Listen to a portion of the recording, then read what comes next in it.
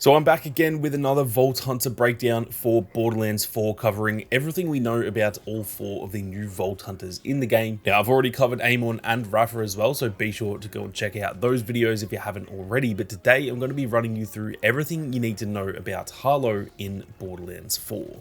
Now, we're going to go through her traits as well as her action skills and finally some of the details around her skill trees as well. But starting off with a quick little overview of who Harlowe is as a character. She is known as the Gravitar Vault Hunter, and she is essentially focused on tech and gadgetry. Now, reading from her bio, Harlowe is a former Maliwan combat scientist driven by the need to understand how things work. While this initially made her an outcast amongst her truant relatives, Harlowe has used her intellect to bring new tech and gadgetry to the battlefield as a Vault Hunter. Harlowe's brilliance is apparent in everything that she does, but so is her enthusiasm and love for life. Harlowe brings everything to the fight, including her sunny disposition. Always ready to give a beatdown, her spirit can't be beat. So that is a little bit about her backstory, but now moving on to her traits, or in this case, just a single trait like most of the Vault Hunters have. And her trait is essentially called Entanglement. And it says here that whenever Harlowe uses her action skills on enemies, so this goes for all 3 of her optional action skills, those enemies will become entangled. Entangled enemies share a portion of gun damage and skill damage with all of the other entangled enemies. So this essentially means that once all of these enemies are becoming entangled, if you're just shooting at one of them, for example, you're actually going to be dealing damage to all of the other enemies that are also entangled, which is going to be very, very good when it comes to crowd control. Now, there are some stats to do with the damage and duration. It will only deal 7% of the damage that you're dealing to the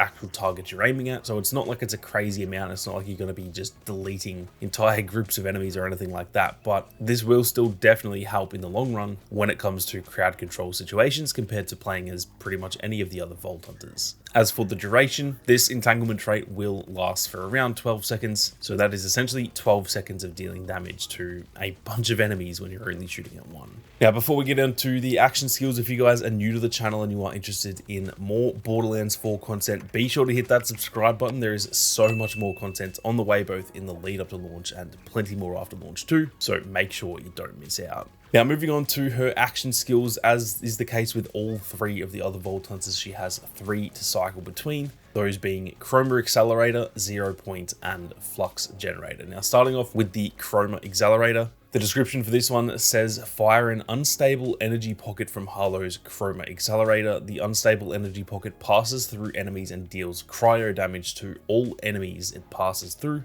Pressing the action skill button again causes the unstable energy pocket to explode and deal heavy radiation damage in a large area. The cooldown for this one is about 38 seconds, which isn't too bad at all. The pass-by damage, so the damage it deals when it just passes through enemies, and it doesn't even have to pass directly through them. If it even remotely touches any enemy, it will deal this damage of 269, which is very, very high considering that's going to hit a lot of enemies. And the detonation damage is 807. So this ability seems like it is going to be very, very powerful. Like I said earlier, her crowd control already seems really good, and this one seems like it is going to be exactly the same. You can pass this through a bunch of enemies, it'll deal that initial damage, and then if you blow it up in the right spot, you're going to deal a hell of a lot of damage to all of those enemies again. Now, next up, we have the 0 point action skill here. This one says, use Harlowe's Halo Accelerator to place an enemy in stasis for a duration. Enemies immune to stasis will actually just take damage instead. Using the action skill button again causes the enemy in stasis to be slammed into the ground in the direction Harlowe's facing and creates a small explosion on impact. Now, this one actually reminds me a lot of Maya's phase ability in Borderlands 2, where you're sort of lifting an enemy into the air and they just can't really do anything. And it is also really good against those more difficult enemies because, like I said, they're enemies who are immune to stasis. For example, the enemies that are kind of too big for this to pick up, it will just deal a lot of damage. So that is still actually really useful in boss fights, for example, or just on any of the bigger enemies in the game. Now, there are a lot of stats around this one as well. The slam damage will be 282 damage. The immunity damage, so essentially the damage you deal if they are immune to the stasis, will be 572, which is even better. The duration of the effect will be 10 seconds, so they'll essentially be in stasis, being held there for 10 seconds. And the cooldown is about 35 seconds, so it's actually a pretty decent cooldown time considering how good this action skill is most likely going to be. Now, finally, we have got the Flux Generator action skill here, and this one says Harlowe throws her Flux Generator in front of her, which projects an energy field dealing cryo damage over time and entangling enemies. Allies inside the energy field gain overshield. It also says that you can actually pick up the Flux Generator and toss it again, which will essentially kind of like get rid of the cooldown time rather than having to wait until it cools down. You can actually just pick it up and throw it down again, provided it is still there. As for the stats for this one, it'll deal 84 damage per second, which is pretty damn good, and it will last for 22 seconds, but the cooldown for this one is 55 seconds, so that is a lot longer than pretty much all of the other abilities, not only for Harlowe, but I'm pretty sure that might be the longest cooldown time of any of the action skills I've seen for all 3 of the other Vault Hunters. Now, finally, we do have some details around Harlowe's skill trees, albeit there is a little bit less information out there right now about her skill trees compared to the rest of them, because at least as I'm recording this, they are still in the process of actually sort of sharing a lot of these details in the lead up to launch. Knowing my luck,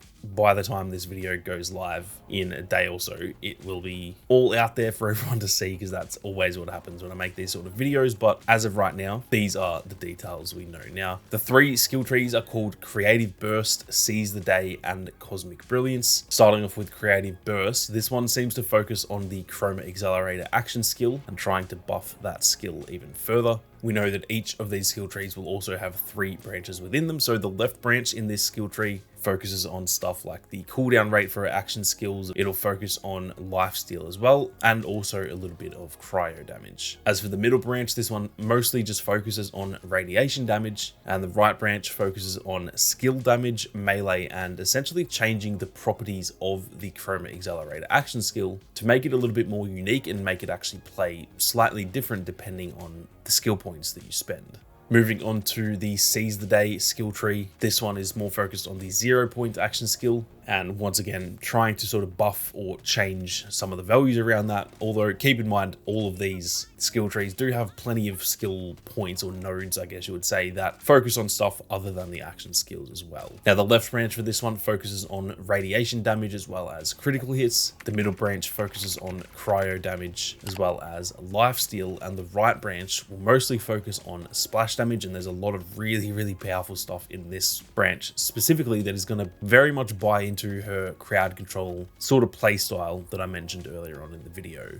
Now, last but definitely not least, we have got the Cosmic Brilliance skill tree, and this one is mostly focused on the Flux Generator action skill. But once again, there are some really good things in here that are not just entirely focused on that. Now, the left branch focuses on all-around damage and status effects. So the all-around damage is actually not so much just to do with the action skill, but just your overall damage. So damage with weapons, damage with your ordnance, even melee damage and stuff like that, as well as status effects. So pretty much any of the stuff that you'll deal with using any of the melee 1 weapons. Now, the middle branch will then mostly focus on gun handling as well as critical hits.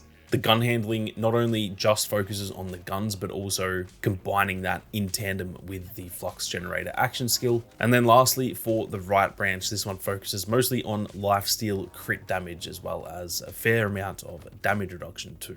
So that is essentially all of the details that we know as of right now about Harlowe in Borderlands 4, guys. Like I said, every single time I make these sort of videos where I'm going through all the details around a character, it seems to be that within the next day of either uploading or when I schedule it to go live, there's always more information that comes out. So keep that in mind. If there's any new information out there, some of this may be made slightly redundant, but all of this is still confirmed. There might just be a little bit more information out there by the time you're watching. But if there is, I'll do my best to try and link any articles or videos or anything like that in the comment section to keep you guys up to date. But that is going to do it for this one, guys. Thank you all very much for watching. You guys have a great day, and I'll catch you all in the next one.